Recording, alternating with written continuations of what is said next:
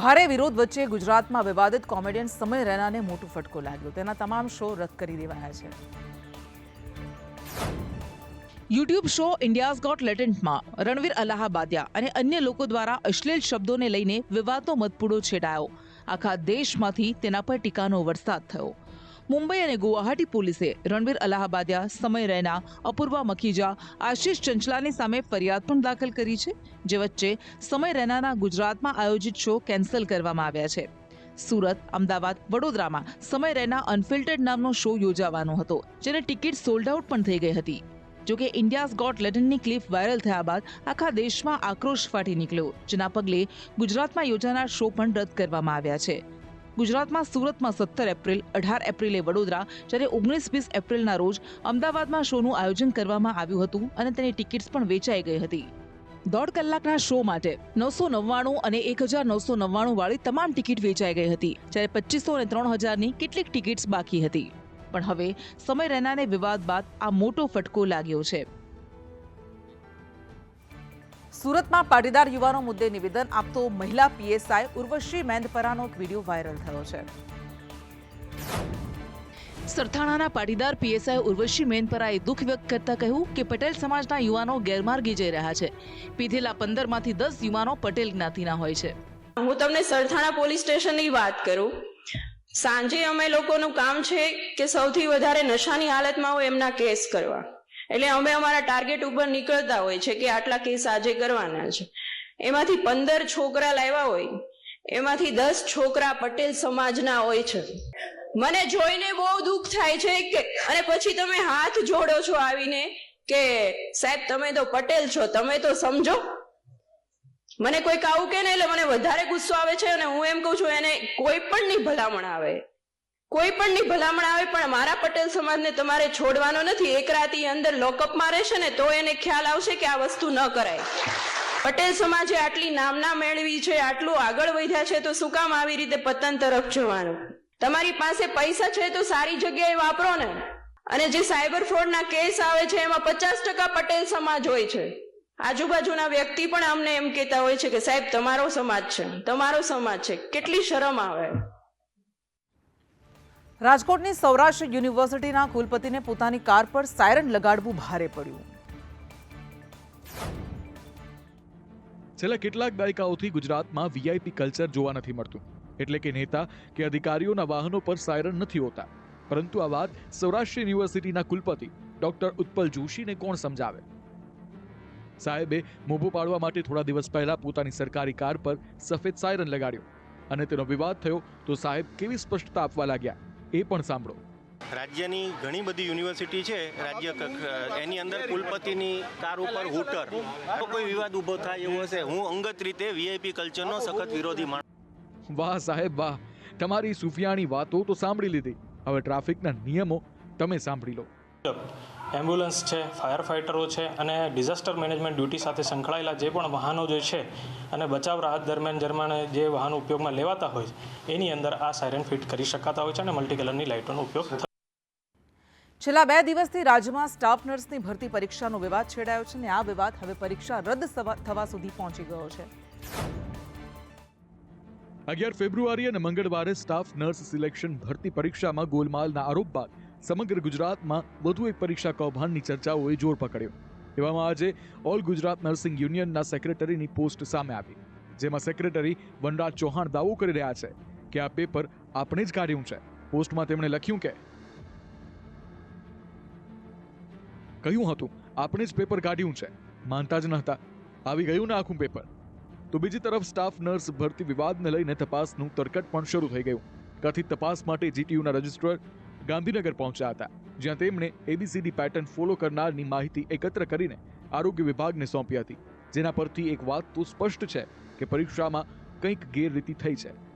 ત્યારે હવે સ્ટાફ નર્સની આ પરીક્ષા માને રાખવી કે પછી રદ કરવી એ નિર્ણય પર આરોગ્ય વિભાગ નિર્ણય લેશે અને હવે આરોગ્ય વિભાગના આ જ એક્શનની રાહ જોવાઈ રહી છે. અમદાવાદની સ્કૂલની હરકતે એક સવાલ પેદા કર્યો કે શાળા દ્વારા બાળકો સાથે આવું કૃત્ય કેટલું યોગ્ય?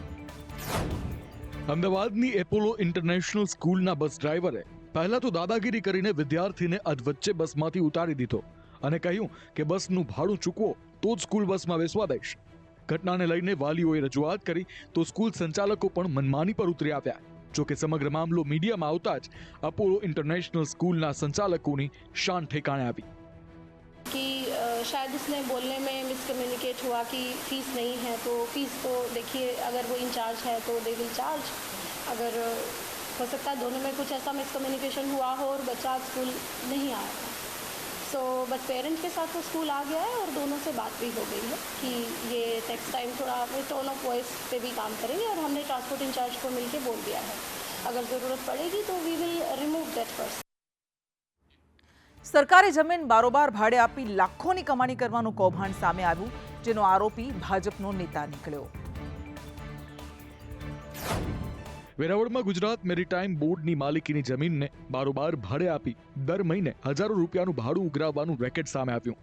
ભાજપ આગેવાન અને નગરપાલિકાના પૂર્વ પ્રમુખ કિશોર કહુડાએ નારાયણ આઈસ ફેક્ટરી પાછળની અંદાજે 3 કરોડની સરકારી જમીન ભાડે આપી હતી અને છેલ્લા 5 વર્ષથી દર મહિને 40,000નું ભાડું ઉઘરાવતો હતો. સમગ્ર કૌભાંડ જિલ્લા કલેક્ટર દિગ્વિજયસિંહના ધ્યાને આવતા જમીન ખાલી કરાવી કાર્યવાહી હાથ ધરવામાં આવી. 40,000 રૂપિયા ભાડું આપતો હતો એવું એને સ્ટેટમેન્ટ લખાવ્યું અને છેલ્લા 5 વર્ષથી ત્યાં આ ભાડે વ્યવસાય કર્યો જણાવેલ. આ બાબતે રેકર્ડ ચકાસતા આ જે પ્લોટ છે એ જીએમબીની માલિકીનો નીકળેલ. એ બાબતે જીએમબીના જે પોર્ટ ઓફિસર છે એને એના બોલાવતા એના પ્રતિનિધિએ કહેલ કે ભાઈ એની જગ્યા છે ને આ કોઈ એને ઇલીગલ પોઝેશન જેવું છે, જેથી આજે રોજ જીએમબીની રજૂઆતને ધ્યાને રાખી સિટી મામલાને સાથે રાખી એ જગ્યા ખુલ્લી કરાવેલ છે. અંદાજિત 1 વીઘા જેટલી જગ્યા છે અને એની કિંમત આશરે 3 કરોડ જેવી થવા જાય છે. લગ્નમાં વટ પાડવા નવા નુસ્ખા ન કરતા, નહીં તો પોલીસ નહીં બક્ષે. દાહોદમાં અનોખો વરઘોડો કાઢતા પોલીસે ફરિયાદ નોંધી. આગળ વરરાજા અને પાછળ હારબંધ કારનો કાફલો. દાહોદમાં કાવડાના મુવાડા ગામે પરણવા નીકળેલી આ જાન થોડી અલગ હતી, કેમ કે જે વાહનમાં વરરાજા સવાર હતા એ જેસીબી હતું.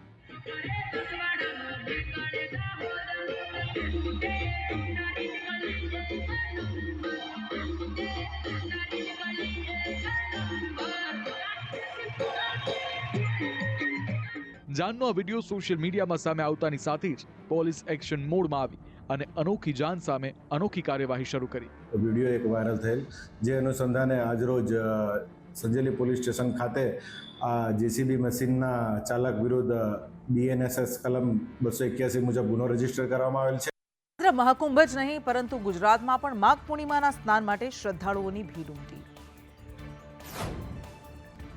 નાના બાળકો સાથે નદીમાં સૂર્યને અર્ધ આપતો આ ઘાટ છે ગુજરાતનો પવિત્ર પ્રભાસ તીર્થના ત્રિવેણી સંગમ ઘાટ, કે જ્યાં હિરણ, કપિલા અને સરસ્વતી નદીનો સંગમ થાય છે. અહીં સ્નાન અને પિંડદાનનું અનેરું મહત્વ છે, કેમ કે લોકવાયકા મુજબ ભગવાન શ્રી કૃષ્ણએ પણ યાદવોના મોક્ષ માટે અહીં તર્પણ વિધિ કરી હોવાની માન્યતા છે. પ્રયાગરાજની અંદર આજે માઘ પૂર્ણિમાનો મોટો ઉત્સવ ઉજવાઈ રહ્યો છે. લોકો પોતાના પુણ્ય પ્રાપ્તિ કરવા માટે જેવી રીતે સ્નાન કરે છે એવી રીતે પ્રભાસ ક્ષેત્રનું મહત્વ છે. આ ત્રિવેણી ગંગાનું પણ એટલું જ મહત્વ છે કે લોકો દેશ દેશાવરથી અહીંયા લોકો આવી અને અહીંયા પવિત્ર સ્નાન કરી અને પુણ્યની પ્રાપ્તિ કરે છે. જો કે માત્ર પ્રભાસ તીર્થ જ નહીં પરંતુ દ્વારકાના ગોમતી ઘાટ પર પણ વહેલી સવારથી ભક્તોની હાજરી જોવા મળી. ગોમતી નદીમાં ડૂબકી લગાવી ભક્તોએ દ્વારકાધીશના દર્શન કરી ધન્યતા અનુભવી હતી. મહાકુંભનો 31મો દિવસ અને એમાં પણ પાછી માઘ પૂર્ણિમા, ત્યારે પ્રયાગરાજમાં સનાતનીઓનો સૈલાબ ન ઉમટે એવું તો કઈ રીતે બને? પ્રયાગરાજની ધરતી પર સનાતનીઓનો સૈલાબ છે. સંગમથી 10 કિલોમીટર દૂર ચારે બાજુ ભક્તોની ભીડ છે. ભીડ એટલી છે કે પ્રયાગરાજ તરફ જતા રસ્તાઓ માટે ટ્રાફિક પાલનમાં ફેરફાર કરવાની ફરજ પડી. ભક્તોને સંગમ સુધી પહોંચવા માટે 10 કિલોમીટર જેટલું ચાલીને જવું પડે છે. પ્રયાગરાજમાં પ્રથમ વખત ભીડને નિયંત્રિત કરવા માટે 15 જિલ્લાના ડીએમ, 20 આઈએએસ અને 85 પીસીએસ અધિકારીઓને તૈનાત કરવા પડ્યા. આ ઉપરાંત અર્ધલશ્કરી દળના જવાનો ખડે પગે ઉભા છે.